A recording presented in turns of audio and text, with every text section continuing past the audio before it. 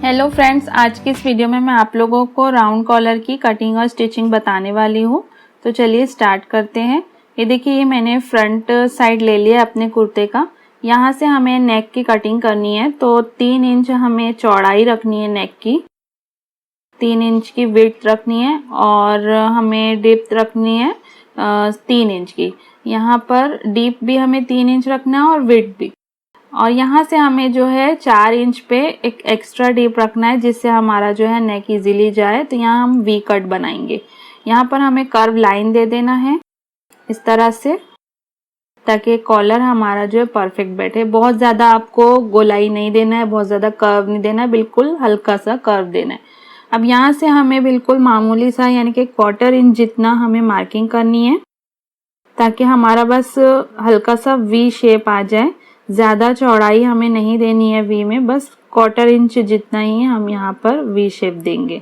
इस तरह हम नीचे तक के इस लाइन को मिला लेंगे और वी शेप दे देंगे। अब बाकी जितने हमारा मार्किंग है वहाँ से हमें कटिंग कर लेनी है नेक की इस तरह।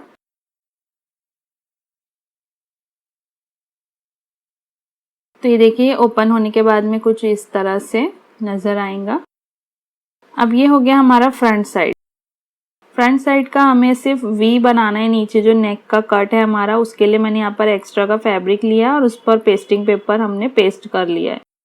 अब फैब्रिक को हम सीधा रखेंगे, उसके ऊपर हमारा कपड़ा जो है कुर्ते का, उसको उल्टा रखेंगे और नीचे की साइड जो हमारा वी शेप है, बस हमें उसी को ही सिलाई लगाकर यहाँ पर कटिंग कर लेना है। एक्स्ट्रा फैब्रिक हम बाहर की तरफ कट कर लेंगे और यहाँ सीधा हम जो है कट लगा लेंगे। कट आपको बहुत एहतियात से लगाना है, आपका ज़रा सा भी कट सिलाई पर नहीं लगना चाहिए, ठीक है। अब इसे हमें ओपन कर लेना है इस तरह से। खोलने के बाद में जो हमारा अंदर साइड वाला फैब्रिक है, उसके अंदर हमें ये मार्जिन वाला फैब्रिक इस तरह से पकड़ना है और ऊपर की तरफ यहाँ पर जो एक्स्ट्रा फैब्रिक है ना अंदर वाला, उस पर सिलाई लगानी है। इस साइड भी हम मार्जिन वाले फैब्रिक को इसके साथ रखेंगे और हमारा अंदर साइड वाला जो फैब्रिक है उस पर सिलाई लगा लेंगे। इससे आपका जो कपड़ा है ना वो अंदर की तरफ बार बार नहीं जाता और ऊपर की तरफ सिलाई भी आपको नज़र नहीं आएंगी, लेकिन फिनिशिंग पूरी आएंगी।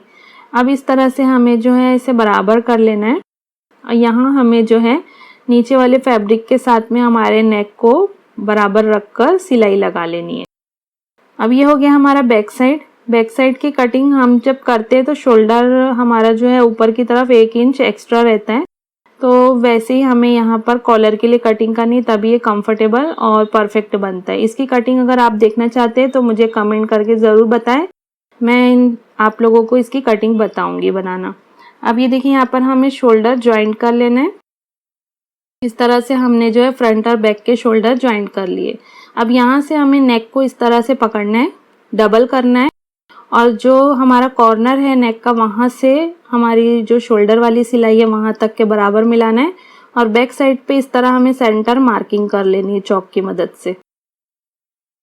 इस तरह आपको सेंटर मार्क कर लेना है। अब यहाँ से हम ऐसे ही डबल में ही बिल्कुल जो हमारा कॉलर बनाना है उसके लिए हमें जो है मेजरमेंट लेना है कि कितना बड़ा हमें कॉलर लेना है। तो उसके लिए आप इस तरह से धीरे धीरे फैब्रिक को सीधा करते जाएंगे और टेप को हल्का सा मूव करते हुए इस मार्किंग तक के, सेंटर तक के हमें लाना है और देखना है कि कितने इंच का हमें जो है कॉलर बनाना है। तो यहाँ पर मेरा जो मेजरमेंट आ रहा है 7 पे 1 पॉइंट ऊपर आ रहा है।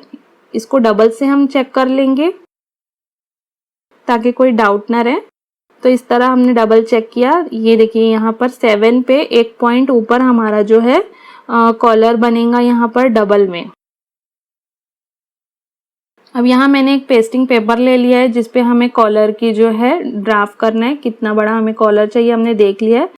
तो यहाँ मैं एक पिन की मदद से इसे फिक्स कर लेती हूँ ताकि ये बार बार खुले ना या सरके ना। अब ये मेरा फोल्डिंग वाला साइड है। फोल्डिंग वाले साइड से हमें जो है इस तरफ हमें 7 पे 1 पॉइंट ऊपर चाहिए, तो इससे हम 1 इंच कम लेंगे। यहाँ से हम 1 इंच कम पे मार्क कर लेंगे, यानी कि 6 पे 1 पॉइंट ऊपर हमने यहाँ पर मार्क कर लिया है इस तरह से। अब यहाँ से हमें नीचे की तरफ 2.5 इंच पे मार्किंग करनी है। 2.5 इंच पे हमें एक निशान लगा लेना है और ऊपर की तरफ भी हमें 2.5 इंच पे यहाँ से एक निशान लगा लेना है और इसे सीधी लाइन से मिला लेना है इस तरह। अब ये जो हमारा ऊपर की तरफ वाला पॉइंट है, इसको हम ये जो पॉइंट है ना, यहाँ से कर्व लाइन बना लेंगे। इस तरह हमारा जो है कॉलर का शेप आ जाएगा इस तरह से। ये कर्व लाइन बनाने के बाद में अब हम यहाँ तक के मेजर करेंगे कि हमने जो हमारा कुर्ते के ऊपर कॉलर का नाप लिया था उतना ही है कि नहीं। तो इसके लिए हमें ये इस तरह से टेप को फोल्ड करना है और मेजर करना है। तो ये काफ़ी बड़ा आ रहा है, हमें 7.1 इंच यानी कि 7 पे एक पॉइंट ऊपर लेना है ये, ठीक है। तो हम यहाँ पर निशान लगा लिए, ये यहाँ तक के हमारा होना चाहिए कॉलर। अब हम ये पेपर को उठाएंगे और इस तरह से वापस इधर की तरफ लाएंगे ऐसे, ठीक है। और वापस से हम चेक करेंगे कि हमारा बराबर आया या नहीं। इस तरह से चेक करना है। तो ये देखिए यहाँ पर हमारा जो है मामूली सा छोटा है, हम फिर से इसको फिक्स करेंगे। और इस बार हमारा जो है, जब भी आपका कॉलर बराबर आ जाए आप इसको इस तरह से मूव करके फिक्स करते जाए। अगर 0.1 इंच 2 इंच का भी फर्क पड़ जाता है ना, तो इसमें कॉलर में थोड़ा प्रॉब्लम आ जाती है और वो बराबर फिक्स नहीं बैठता हमारे नेक पे। तो ये देखिए अभी हमारा जो है बिल्कुल परफेक्ट आ गया है इस तरह से। अब हम यहाँ पर 1.1 इंच इतना हम कॉलर चौड़ा रखेंगे। आप चाहे तो 1.2 इंच पे भी रख सकते हैं या 1.1 इंच पे भी रख सकते हैं। इस तरह से आप जितना चाहे कॉलर की चौड़ाई रख सकते हैं। बहुत ज़्यादा स्मॉल साइज है तो आप 1 इंच का भी कॉलर बना सकते हैं, 1 इंच चौड़ाई का।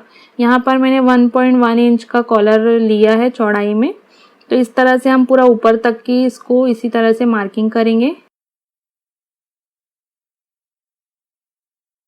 इस तरह। और फिर ये पूरे पॉइंट्स को हम मिलाते हुए यहाँ पर अपने कॉलर का शेप दे देंगे। अब यहाँ से हमें हल्का सा कर्व लाइन देना है। आप चाहे तो इसे सीधा भी रख सकते हैं और इस तरह से कर्व शेप भी दे सकते हैं। यहाँ पर हमारा कॉलर जो है बिल्कुल ड्राफ्टिंग कंप्लीट हो गई है। अब हम यहाँ बीच में पिन लगाएंगे ताकि ये इधर उधर मूव ना हो, तो इजीली हमारा कट हो जाएगा। पेस्टिंग पेपर को कट कर लिया हमने। तो अब ये देखिए इस तरह से खुल के इस तरह बनेगा हमारा कॉलर। अब मैंने यहाँ पर एक्स्ट्रा फैब्रिक लिया है और इसकी रॉन्ग साइड पे हम इस पेस्टिंग पेपर को यहाँ हमारे कॉलर को पेस्ट कर लेंगे आयरन प्रेस से। ये देखिए मैंने प्रेस कर लिया है। अब हमें 1/2 इंच का मार्जिन छोड़ते हुए यहाँ पर कॉलर की कटिंग कर लेनी है ऊपर साइड से।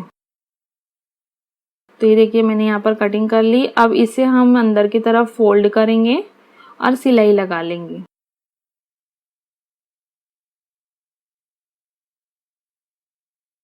यहाँ मैंने इसके सभी साइड पे सिलाई लगा ली। फ्रेंड्स, अगर आप लोग मेरे चैनल पर पहली बार आए हैं तो प्लीज़ सब्सक्राइब कर दीजिए और बेल आइकन को दबाना ना भूलें। ये देखिए यहाँ पर हमने सिलाई लगा ली है।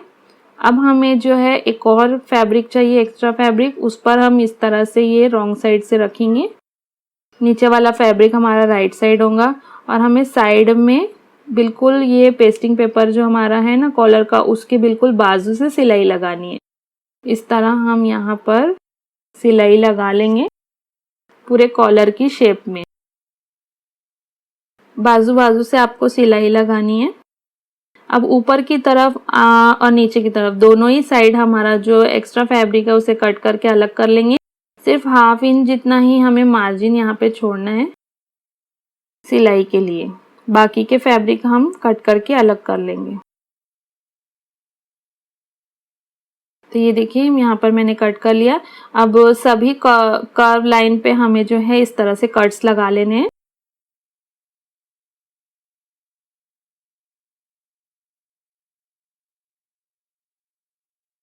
और इसे हमें सीधा कर लेना है पलट के।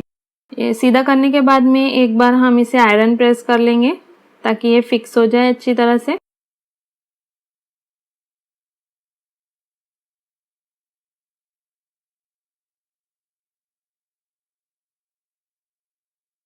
यहाँ पर मैंने आयरन प्रेस कर लिया। अब हमें इसे हमारे कुर्ते पे फिक्स करना है, कॉलर को तो स्टिच करना है। तो ये कॉलर को हम इस तरह से डबल फोल्ड करेंगे और सेंटर मार्किंग कर लेंगे, ऊपर की साइड भी और अंदर की साइड भी इस तरह मार्क कर लेंगे। और ये जो सेंटर है ना, ये हमारा बैक साइड पे इस तरह से आएगा। अब यहाँ से हम जो है कॉलर लगाना शुरू करेंगे। तो कॉलर हमेशा आप ध्यान दें कि जब आप इस तरह का कॉलर बनाते हैं ना, राउंड कॉलर, तो इसको आप उल्टे साइड से, कुर्ते के बैक साइड से, जो हमारा रॉन्ग साइड जो होता है ना हमारा, वहाँ से स्टार्ट करें बनाना।